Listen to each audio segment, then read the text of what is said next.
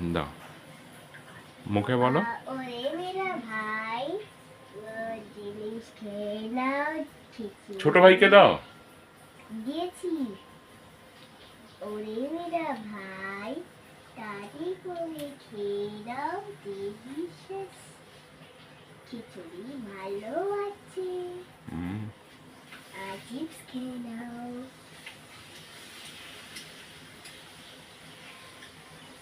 এবার তুমি ওই ভালো আছে? হ্যাঁ। বলো মাম্মি বানিয়েছে। মাম্মি বানিয়েছে। হয়ে গেছে।